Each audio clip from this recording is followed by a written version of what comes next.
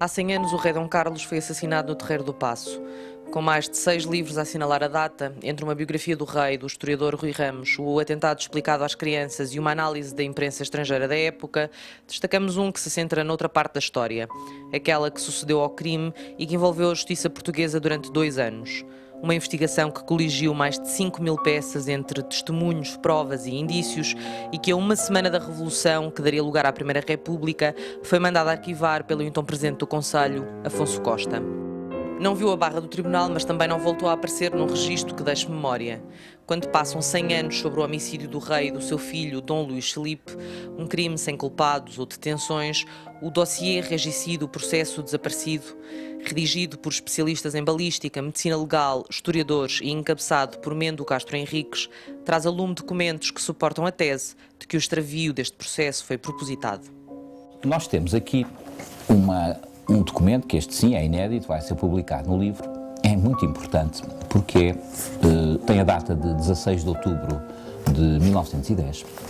É assinado pelo juiz de instrução António de Almeida Azevedo e ele indica que foi na semana anterior, tinha estado a entregar em Lisboa, e nós sabemos por outras fontes que foi ao Dr. José Barbosa, chefe de gabinete de Afonso Costa, então Ministro da Justiça do Governo Provisório, e ele diz claramente: lá fui entregar o processo do regicídio.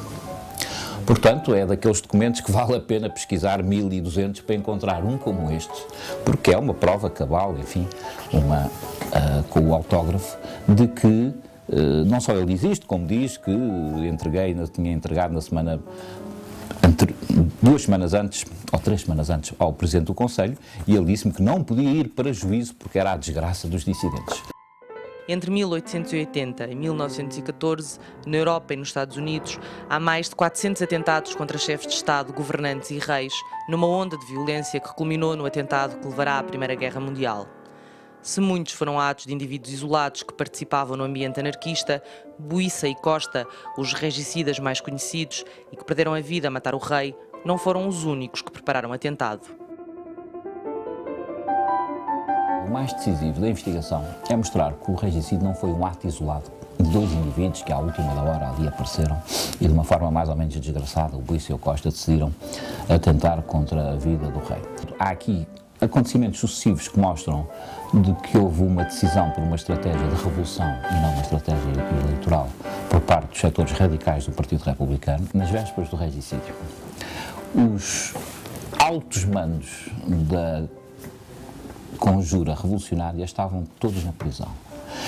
E as decisões tiveram que ser tomadas pelas bases.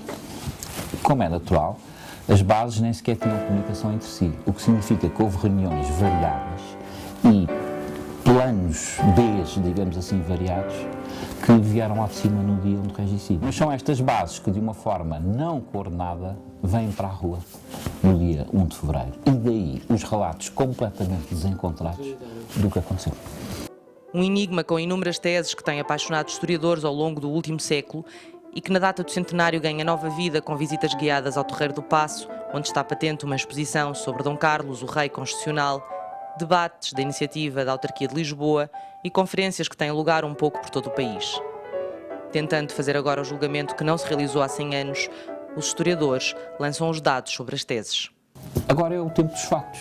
E, nesse sentido, o nosso livro vem pôr os factos e não as ilusões ou as ideologias em que a morte do rei impediu claramente o país, se formos para os ses, de seguir um caminho semelhante a outras monarquias europeias, como a Espanha, a Bélgica ou a Holanda. Fomos ao Terreiro do Paço, atrás do Landau, que no final da tarde de 1908 ali passou. E avistamos a posição de José Nunes, que admitiu a Aquilino Ribeiro ter disparado várias vezes em direção à carruagem real. Nenhuma bala acertou no alvo. Nunes servia apenas para desviar a atenção da pouca polícia que estava no local.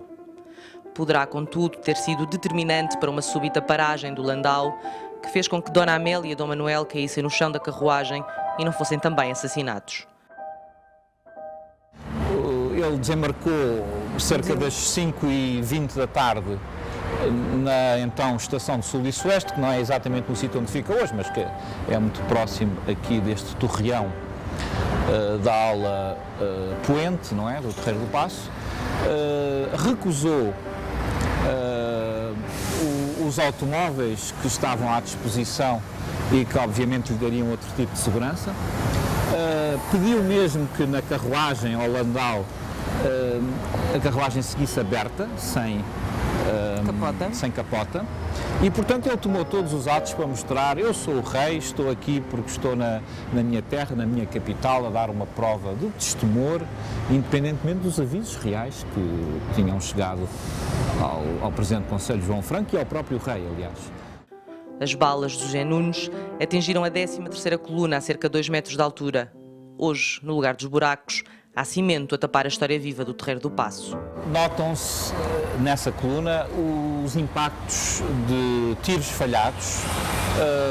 Possivelmente terão sido mesmo, tanto quanto sabemos, há testemunhos sobre isso, os tiros disparados por José Nunes, um dos carbonários que faziam parte dos grupos de ataque nessa manhã do 1 de fevereiro, e que em livros e em vários depoimentos contou a sua participação, e nomeadamente nas suas conversas com o Aquilino Ribeiro, quando a Aquilino Ribeiro com ele visita ao Terreiro do Paço, e estiveram a examinar essa mesma 13ª coluna das arcadas. Mendo Castro Henriques aponta o dedo aos setores mais radicais do Partido Republicano, que depois de vários desaires eleitorais decidem passar para a via revolucionária, encontrando o seu exército na Carbonária e, com a ajuda de algumas lojas maçónicas, adquirem armas no estrangeiro e financiamento nos dissidentes monárquicos. É de facto quase um ato suicida, ou seja, as possibilidades de escaparem com vida eram muito reduzidas. Qualquer deles faz um testamento, não é? Deixa escrito as últimas disposições, porque está consciente que era capaz de ser o último momento da vida, não é? E mais conscientes estavam os camaradas carbonários que possivelmente os eliminaram, não é? Esta certeza com que se diz que há eliminação é porque se verificou noutros casos a seguir, não é uma especulação. Há 7, 8 casos de eliminação de carbonários, alguns deles ligados a estes grupos, que falaram mais ou estavam a fazer chantagem ou ameaçavam falar, e que foram eliminados fisicamente, não é? Assim foi preparado, executado e depois silenciado o crime quase perfeito, que teve como resultado a morte do rei e do seu filho, e cujo centenário se assinala agora.